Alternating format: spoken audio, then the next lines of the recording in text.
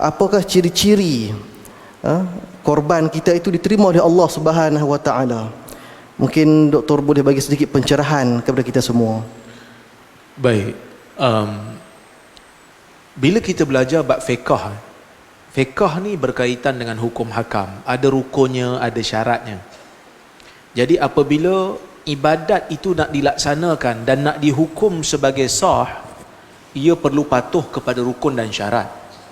Kan, macam syarat korban ni, dia mesti datang daripada binatang ataupun haiwan yang saya sebut tadilah.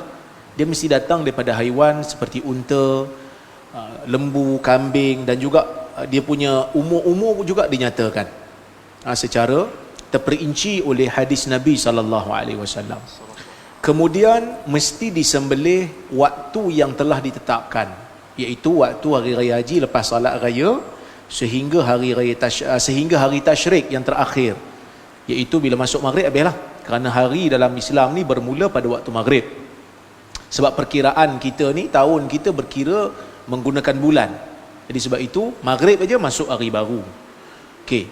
Kemudian kita mesti nak sembelih tu disyaratkan untuk kita bersedekah sedikit.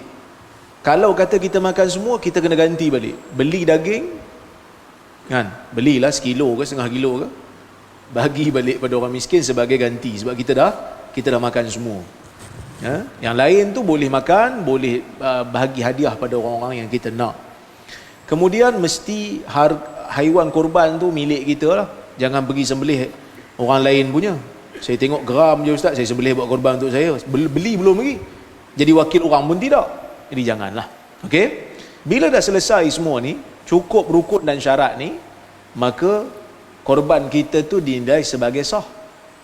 Tapi adakah di sana ada talazum? Adakah di sana kemestian bila sah ibadat diterima? Jawapannya tidak. Jawapannya tak semestinya ibadat yang sah tu diterima. Berapa ramai orang yang salat cukup rukunnya, cukup syaratnya, tetapi Allah Ta'ala tak terima kerana adanya unsur riak. Berapa ramai di kalangan orang yang buat ibadat elok nampak pada zahirnya, tetapi tidak memberi manfaat dari sudut pahala. Disebabkan apa? Disebabkan dia ada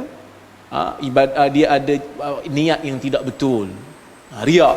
Jadi sebab itu bila kita nak berkorban ni, pastikanlah tuan-tuan, ibadat yang kita lakukan itu adalah ibadat didasari dengan taqwa, bukan didasari dengan sifat berbangga-bangga, bukan didasari dengan sifat menunjuk-nunjuk. La yanalallaha luhumuha wala dima'uha walakin yanaluhu taqwa minkum.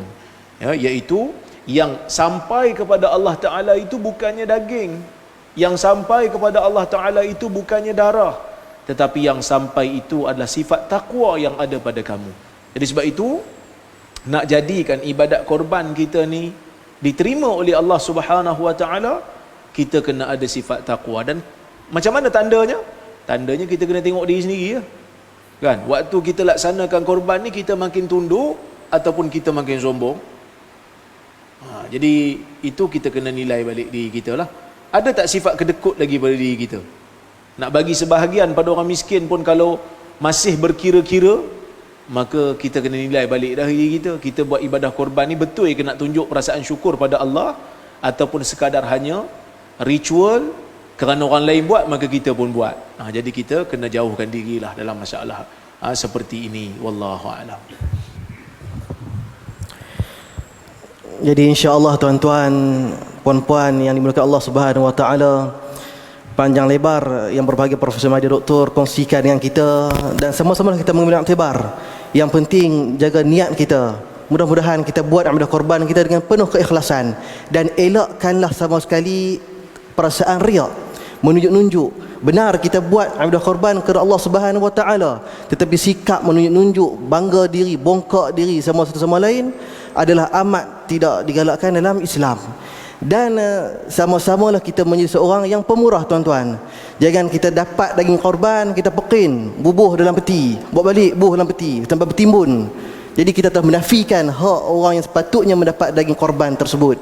Jadi insya-Allah kita akan buka persoalan, memenangkan masa pun orang panggil apa, kalau waktu darurat ni, darurat. Kita akan buka satu soalan untuk muslimin dan satu soalan untuk muslimat. Mungkin ada yang nak ajukan soalan, boleh angkat tangan dan ajukan soalan terus kepada yang berbahagia Profesor Madya Doktor. Okey, ada soalan?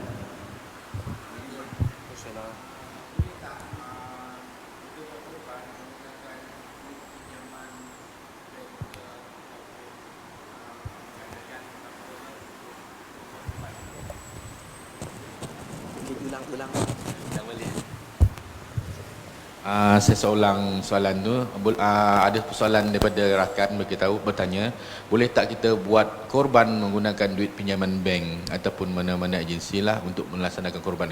Duit sendiri tak ada, tapi kita buat pinjaman. Itu saja.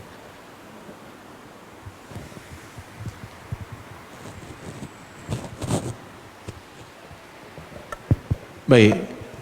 Kita nak pinjam duit, nak buat korban, dia kata kan. Okey.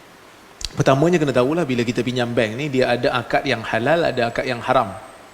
Jadi kalau nak pinjam duit, pastikan kita ambil produk yang halal lah, daripada perbankan Islam lah, bukan daripada perbankan konvensional. Okey, pergilah mana-mana yang ada perbankan Islam. Tapi kalau tengok diri kita, kalau kita buat orang kata apa, pembiayaan ataupun kita buat financing tu, kita mampu bayar kan. Cuma kita kata kita tak ada cash, tapi akan datang akan ada. Tapi saya nak rebut juga peluang korban ni, maka tidak ada masalah dalam masalah ni, boleh, ya. Tidak menjadi masalah. Wallahu a'lam.